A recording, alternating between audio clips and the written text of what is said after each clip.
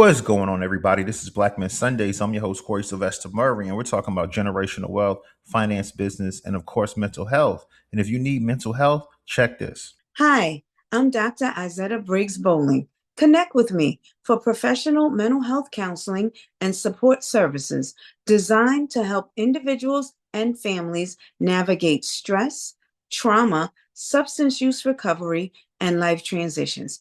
Email me at drbowling@ibcyclebreakers.org or call me directly at 845-313-4496 for a free consultation. Now, back to Black Men Sundays. It's a Black Man Sunday.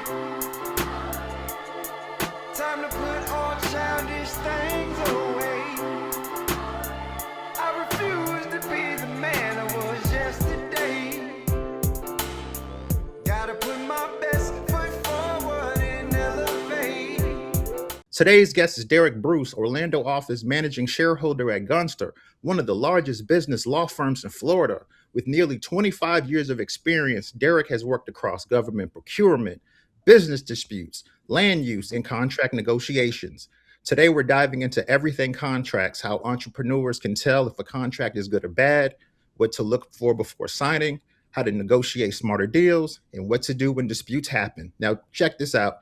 We're going to gently touch on government procurement. So if you want in-depth information, check out our show featuring Jason White titled Wealth from Government Contracts. So without further ado, Derek Bruce, welcome to Black Men Sundays, brother. How you doing? Oh, Corey, I'm doing great, brother. How are you feeling? Well, I'm feeling good, man. I'm ready to get this thing started. So my first question for you, man, what are the Yes, biggest sir. contract mistakes entrepreneurs make before signing a deal? If I may, I'm going to take a step back and start big picture. Generally speaking, when you enter into any contract, what you're trying to do is you're starting a relationship. And the best contracts set you up to where you negotiate them, you sign them, and then you put them in a file somewhere, and you never look at them again, never think about them, and then you're in the business relationship doing what you do. The other side is doing what they do, and it goes forward that way.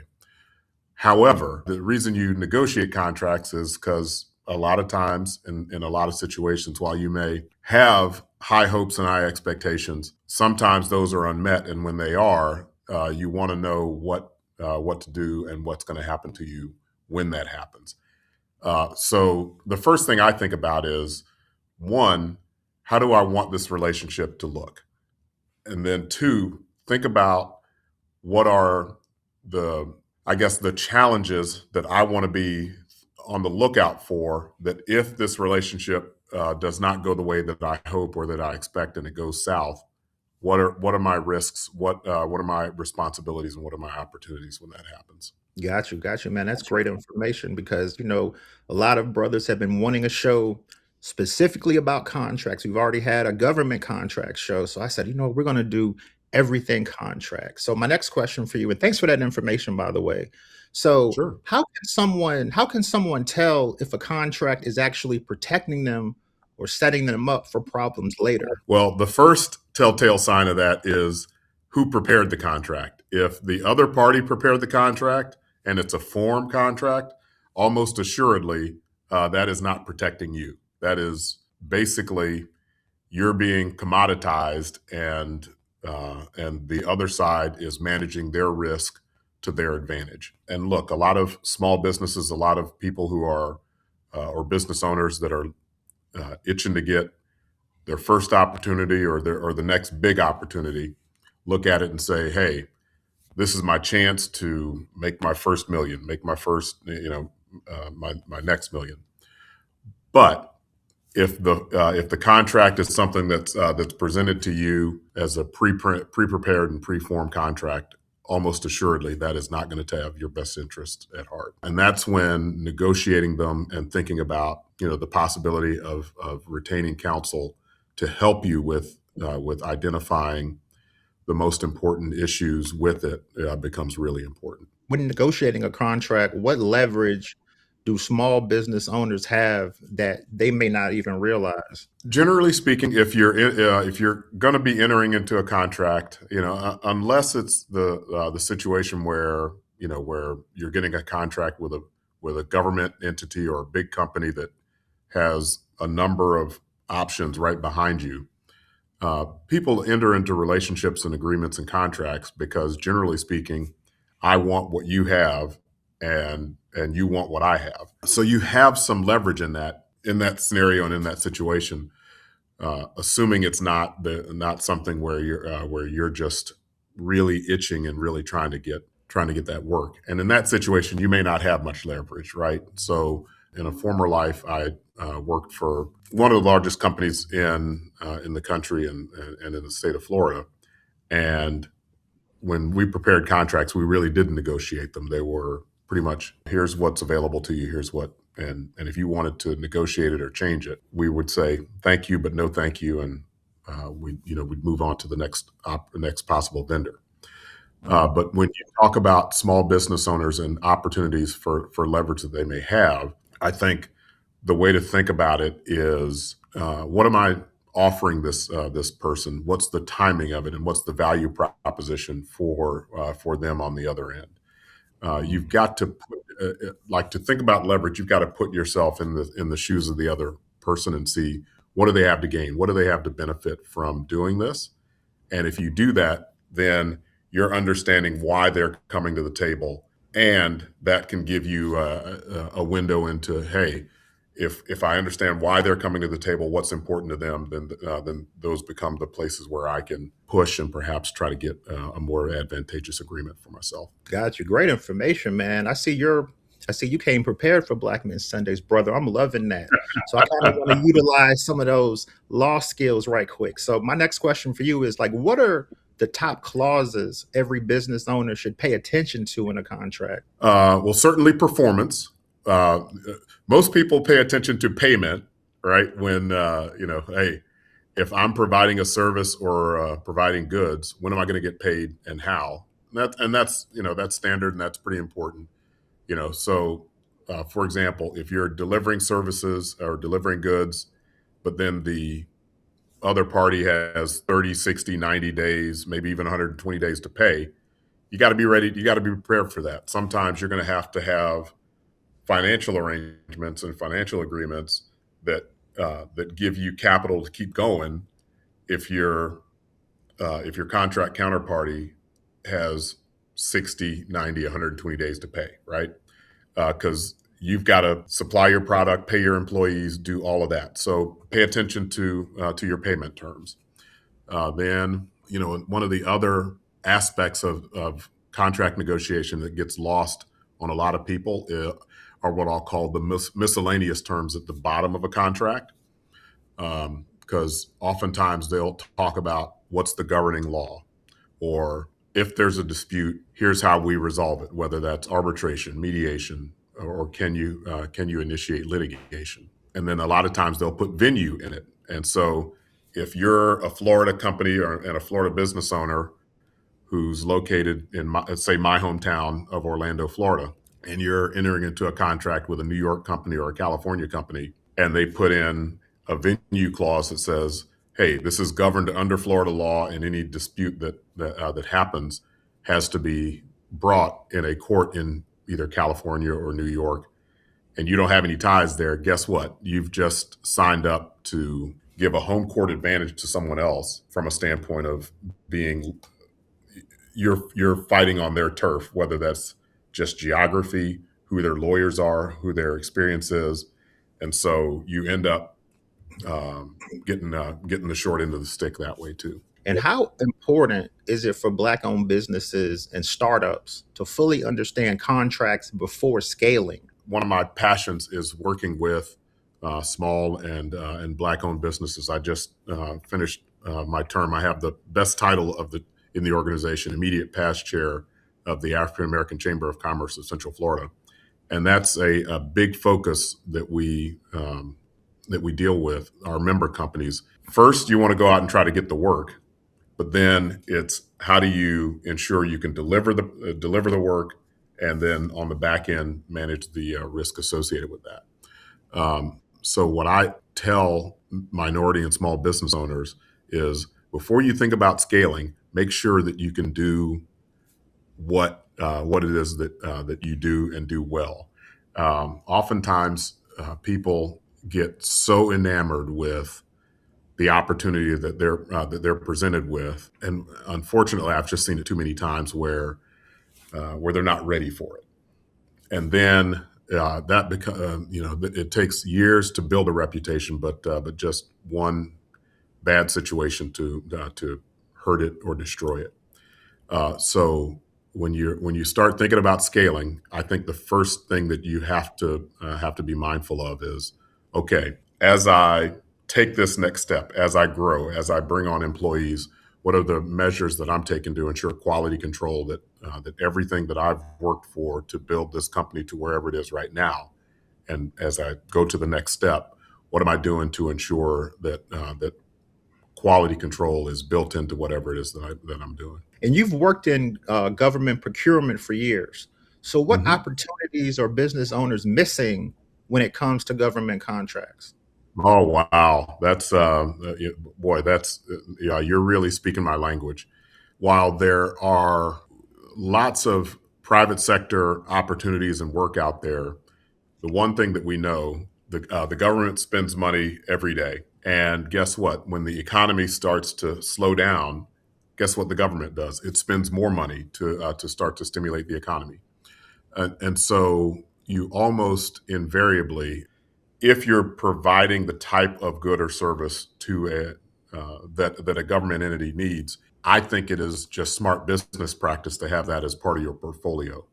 Now, I know some business owners prefer not to deal with government contracting because, for example, in the state of Florida, you almost always have to compete for that work, and so it's managed through bids or through requests for proposals.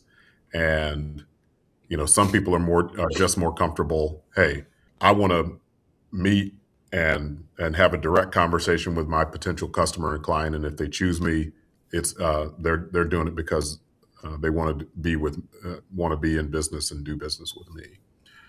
Governments have rules, and they have to be more selective because the rules regarding government procurement are in place to try and eliminate or at least mitigate some of the opportunities for favoritism, or where a person gets elected to a certain position and engages in cronyism, right?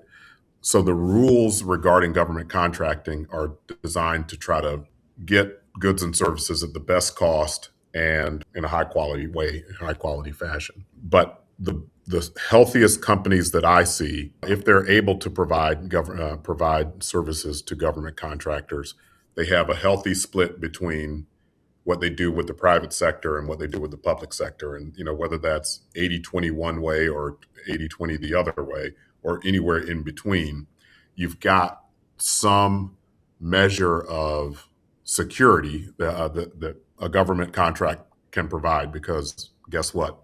The governments, for the most part, aren't going to run out of money and aren't going to go out of business. And that's a good way to ensure that, for example, you can meet payroll every couple of weeks or every month.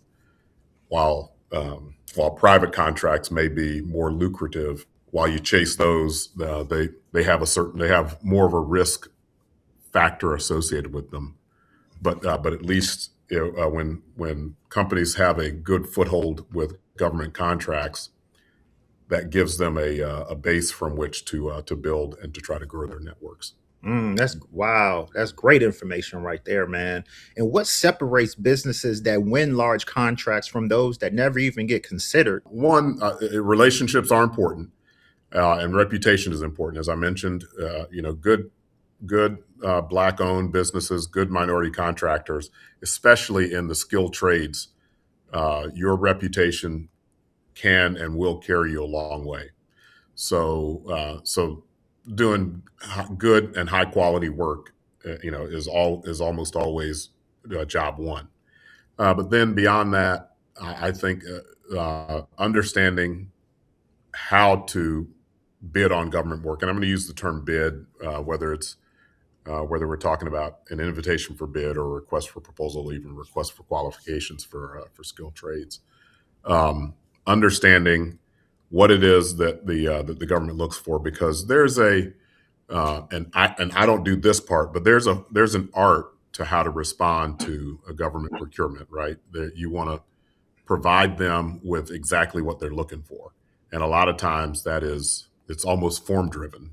Form driven is too strong a word, but there is a formula for how to most effectively convey your ability to provide the goods and services that they need in a high quality way and at a cost that's very reasonable. So I think of it as a two-step process. Do good work, get a good reputation in the field that you're working in, and then whether it's on your own team or whether you go and hire a specialist who can help in preparing responses to government procurements, that'll help get you a leg up in the selection process. Gotcha. And again, everyone listening, if you want detailed information on government contract, Jason White came on our show, laid it down, gave us his bid flavors, all the different formulas that he does. So now I'm going to ask you the hard question, Derek Bruce. Are you enjoying yourself on Black Men Sundays, brother? Oh man, I'm having a ball, and hopefully I'm dropping a little knowledge that people can take with them. And look, if we in having these conversations create opportunities for people to get more work, get more opportunities, or really even just think about, like, entrepreneurialism in our community is so important, especially from my perspective, as we've seen, we've seen some pretty large scale changes over the last year or two, where minority business enterprise programs have largely been eliminated, and for so many small businesses, that was their lifeline. Today, we have to be smart. We have to compete on every level. And so if we're providing some information here that folks are find valuable and find helpful, it's all joy for me, my man. Definitely, man. Well, let's jump back in, man. In your experience, because our show's about generational wealth, trying to build generational wealth. So in your Yes. experience, how do contracts play a role in building generational wealth and protecting a legacy? Okay, that's a very interesting question that I don't know that I thought a lot about. Certainly, what I think about in building generational wealth is less tied to contracts specifically. I think it is having good professionals that you work with and that know the law and the tax code. If you're talking about building generational wealth, the way that people do it, that I've seen, is smart planning.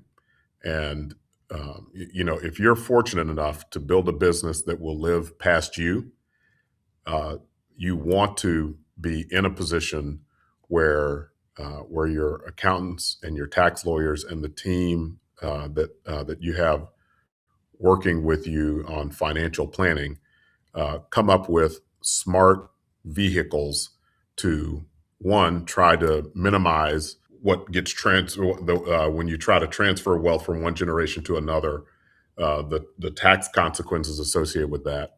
And then you want to make sure, and this is an evaluation that a lot of parents have to make. Hey, are my children ready for the responsibility of taking ownership of running the business that I took from the ground and built? If they're not, how do I set them up for success? Whether that is bringing a manager on board who runs the business, and then they're provided for out of the receipts and the revenue that's generated for it, or how do I best set my next generation up for success? Whether that's them owning and operating it themselves, or putting a team around them that ensures that the business lives on. What's one piece of legal advice every entrepreneur should hear before doing business with friends, family, or partners? It's going to sound self-serving, but there's an important role that we as lawyers play, and that we help protect you and remove emotion from a lot of decision making. so many of us want to do business with a handshake, and look, that if that works for you, and you never suffer adverse consequences from that, that is fantastic. I hope I wish that more business could be done that way. Unfortunately, there's a lot of I won't just say unscrupulous people, but there's a lot of people who just look to take advantage of folks when dealing. And especially as in this day and age where technology is ever present. I could go to, or a layperson could go to their favorite AI tool, whether it's Chat GPT or Copilot, wherever else, and say, "Hey, design me a contract for X," and it'll spit something out. But when there is no replacement, not yet, for someone who has a lot of experience and also applies understanding and knowledge to your specific situation, and that's what having a lawyer can do. And so, certainly, I'd love it if everybody who listens to this podcast calls me when they have an issue or have a problem next.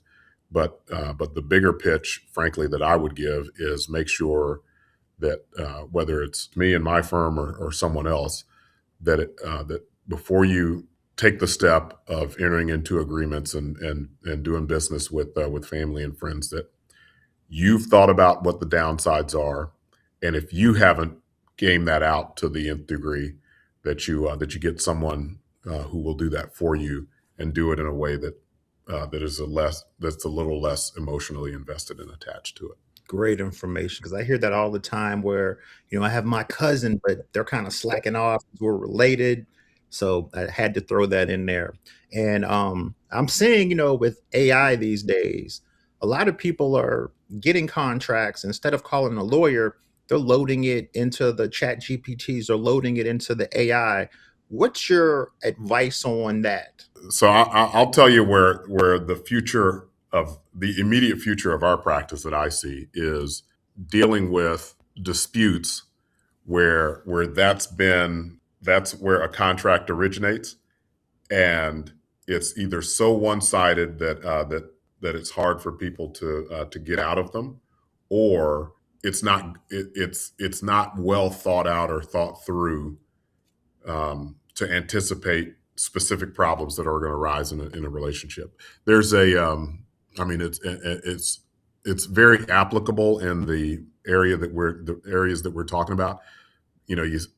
We have this saying, garbage in, garbage out. As much information as you give your AI, that's kind of what you're going to get out of it. When a person calls me and says, "Hey, I need a contract for architectural services," I'm going to spend the time and probe that person, and it's going to sound like an interview, and it really is. I'm going to try my best to understand exactly what they're trying to accomplish, what they're trying to get out of it, and what their risk tolerance is. And all of that goes into drafting a good contract for them. If you go to Chat GPT or another AI solution and say, draft me a contract in X, Y, and Z, it's gonna do what you ask it to do, but it's not gonna be, in my opinion, tailored specifically to your situation, because you haven't had that dialogue with it about all of the different aspects of contract preparation that are important. And then when you go to negotiate it, that's I'm not sure that the technology may get there, but it's not there yet to where it takes and is effective in negotiating. So, for example, with a contract so let's say that I'm in a contract negotiation with another party, and a strategy that I use, I can't complain about every provision in a contract, because when it's almost like the little boy who cried wolf, right? If everything is problematic, then you devalue the aspects of it that are really important. So I usually pick 3 to 5 things with my client and say, all right, what are the things that are most important to you out of this, right? And we go over are you willing to take this risk? Are you willing to put this in somebody else's hands? and then we identify the 3 to 5 things. And so in a 50, 70 page contract, a lot of times we're coming down to 3 or 4 things that, okay, we're almost there, but we need to get some concessions or some alternatives on these things, and that's typically how negotiations go. So it's thinking at a high level and really honing in on what's important to you, also understanding what's important to the other side, and then hopefully you get across the goal line. Gotcha. And let's reverse the question. Let's say a company offers you a contract. You don't quite fully understand word for word, so you load Sure. it into AI. How safe is it to load it into AI and let the AI basically break it down for you and give you some advice? How safe is that? I think it's safe, and it can be very helpful in helping you to understand. Okay, here's what your contract says, and here's what you're being asked to do, what you're going to get from it, and so forth. I think that's a very good practice and very appropriate for someone to do, especially from a layperson perspective. Yeah, learn as much as you can. From the place that I sit, I've had to. I say had to. I've been involved in a number of cases where someone either took a form contract at the beginning and then we're having to, on the back end, try to reform it to make it better for them because it was so one-sided that it left them without an effective way out of it at the end. Or there was some kind of boilerplate form contract that they got off the internet or from an AI tool that again doesn't address the specific problem that's arisen in their situation. So again, the technology is good. It's fantastic, and it's a great help in getting, I'll say, advancing the ball down the field from the 20-yard line down to the 5-yard line. But when you're really getting into the red zone and the scoring area, the others, it's just like defenses. They tighten up, and it gets a lot harder. And that's when you need someone who really understands it, has experience, and has thought about things on a pretty significant level with you. In my next couple of questions, I ask all our guests this question: what does generational wealth mean to you beyond just money? Generational wealth means to me, I'm fortunate enough to be a parent. I've got a 23-year-old son. And like what I think about is what legacy do I have? What legacy am I building? Certainly part of that is financial, but the other part of it is, the things that I'm able to be involved in, both from a lawyer perspective as well as my business ventures outside of the practice of law. I hope that I'm leaving something that he can come back to and say, look, my dad did that. My mentor, one of my mentors just passed away, and he was largely credited with shaping Central Florida into what it looks like today. It's hard to have that kind of impact in a community that's pretty mature and largely built out and grown. But from my standpoint, I hope to have some pockets and some things that long after I'm not breathing and have gone home to glory, that someone will look at and think about and say, Derek Bruce had a hand in making his community better and was part of this. And what's one lesson about business or about life that took you years to truly understand? Don't devalue yourself. And that's especially applicable in the work I do. Oftentimes I tell people or give a client what my hourly rate is, and I'll start by telling them I'd have a hard time affording myself, right? But I understand that the service, the work I do and the service I provide has value, and it was a quote that I remember hearing very recently, and it really resonated with me. And this is in my capacity as a lawyer, that clients of highly effective lawyers don't ask for discounts; they ask for access. In other words, if a person is coming to you and saying, "Hey, you're too expensive, and I want to negotiate this and that," oftentimes that relationship is going to become one that somebody doesn't value quite as much as they should.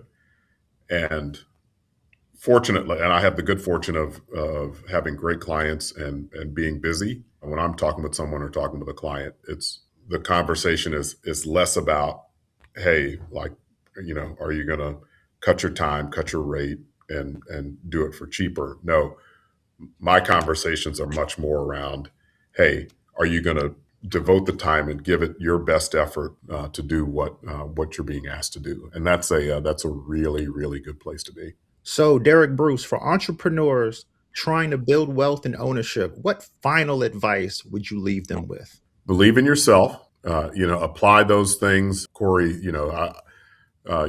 Just before we came on camera and on screen, you and I learned that we're relatively close in age, and so I know you got the same lesson that I did, and that is you got to be twice as good to get half as far. There's a lot of opportunity out there today, but fortune favors the bold, and those who bring preparation and energy to whatever it is that they do. So if you're not seeing the results, take stock, say and look, hey, am I doing what I need to be doing? And if so, can I do it better? Can I do it? Can I do a little more? Or do I need a team and a support network around me to help me achieve that? Just a real quick illumination of exactly what I'm talking about. I remember I interviewed for a job years and years ago, and the person who was interviewing me said, look, I've assessed you inside of a few minutes that you're as smart as a whip, and so the intellectual capacity to do what it is that we're asking you to do is not in question. But I can see from just how you describe yourself that someone who helps keep you focused, make sure that that you're organized and that like deadlines don't slip and those kind of things. That's always going to be important for you. And so I recognize that is an opportunity for me. And so whenever I interview, and I've had the same secretary now for almost 20 years, but when I interviewed her, that was the thing I focused on most was organization and structure. So she supplemented where I may not be as strong, and so we've made quite a team. And so it's just recognizing, hey, here's what I'm good at. I'm gonna leverage what I am good at and do it to my fullest, but also understanding where you may have some blind spots and some shortcomings, and then helping to shore those up. That wraps it up. Derek Bruce, Orlando office managing shareholder at Gunster. Thanks for coming on Black Men Sundays, man. You dropped so many gems. I'm going to have to listen to this a couple of times. So thank you, man. I felt like this was like a nice masterclass on contracts. I appreciate you. I appreciate your time. Thanks for coming on Black Men Sundays, brother. Corey, thank you for what you're doing. The conversations that you're having and that I just had, I think are really what we need to be having as a community, and you taking this platform and putting it out there is just awesome. I really appreciate what you're doing. I appreciate that, brother. And for listeners that want to contact you, what's the best way they can do that? Email is dbruce@gunster.com, DBRUCE @Gunster, GUNSTER.com. Or old-fashioned way is phone, 407-406-5234. That comes to me directly. Perfect. Well, there you have it. You have his information. If you guys need anything, contact him and tell him you heard it on Black Men Sunday. So, Derek Bruce, enjoy the rest of your day and enjoy your week, brother. It's a Black Man Sunday.